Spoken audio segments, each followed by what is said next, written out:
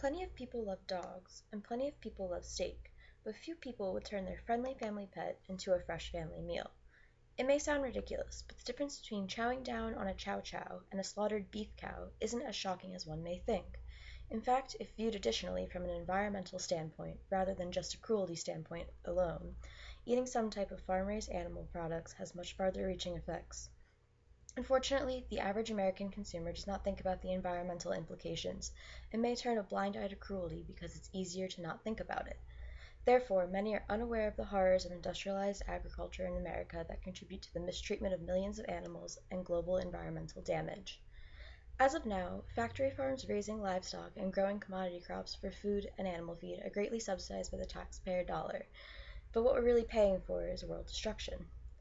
If more people demanded locally, responsibly grown food, and government farm subsidies were reformed to give money to sustainable agriculture programs rather than factory farmers, all living things and their non-living environments could take steps towards coexisting much more harmoniously.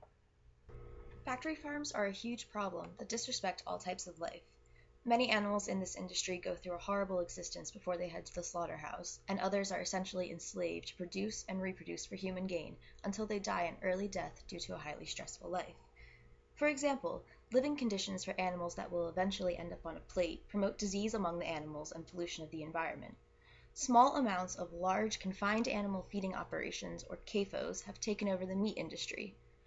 Doug Gurian-Sherman from the Union of Concerned Scientists has described CAFOs by absurd numbers of animals shoved into unnaturally small and unsafe spaces. Dairy cows live in the same tight spaces. They are artificially inseminated to produce milk and have their calves ripped away from them shortly after their birth to be slaughtered for veal. The small space also leaves animals to spend their short days in their own waste. Animal waste in runoff flowing into waterways is one of the most damaging sources of non-point or indirect pollution that exists. According to the EPA, factory farms produce over 500 million tons of manure a year, polluting over 27,000 miles of American waterways. Runoff containing manure is also extremely nutrient-rich. More specifically, nitrogen concentrations lead to waterway eutrophication. Eutrophication provides algae with the nutrients it needs to take over the entire ecosystem by rapid growth, followed by rapid depletions of dissolved oxygen that aerobic organisms like fish and macroinvertebrates, or bugs, rely on. The effects of eutrophication have become apparent in the Gulf of Mexico, where runoff from farms in the Midwest that flow down the Mississippi River have caused a 6,500 square mile dead zone, literally devoid of life. Biodiversity is decreasing, and entire aquatic systems are collapsing as this zone expands, according to Monica Bruckner from Montana State University. Waterways are essential to so much of life, including mitigating our carbon emissions to slow global climate change. Global climate change will eventually lead to the flooding of important cities like New York, the desertification of most of the western United States, and the end of the world as we know it. Industrialized commodity crop and animal agriculture hugely contributes to the approaching end of our way of life. Animal agriculture produces damaging carbon emissions in forms of carbon dioxide, methane, and nitrous oxide. An article from The Independent by Martin Hickman suggested that as much as 51% of global carbon emissions are from the meat industry.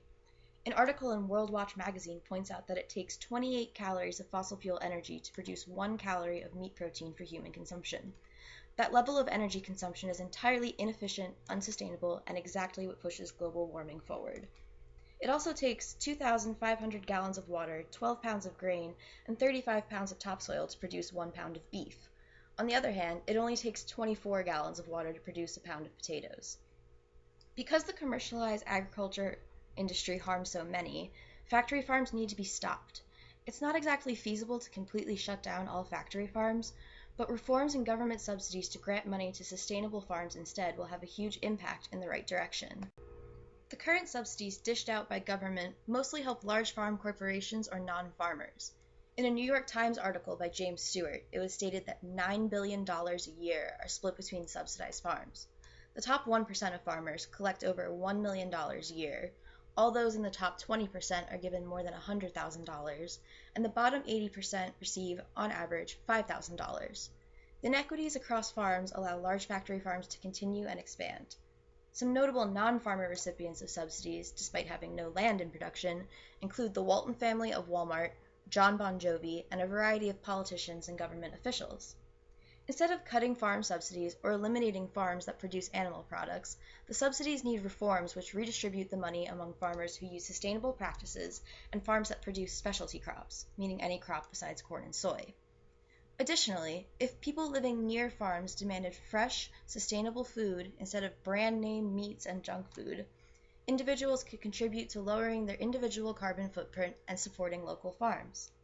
Shifts in the demand of the public and voting with your dollar can help encourage reforms at a higher level.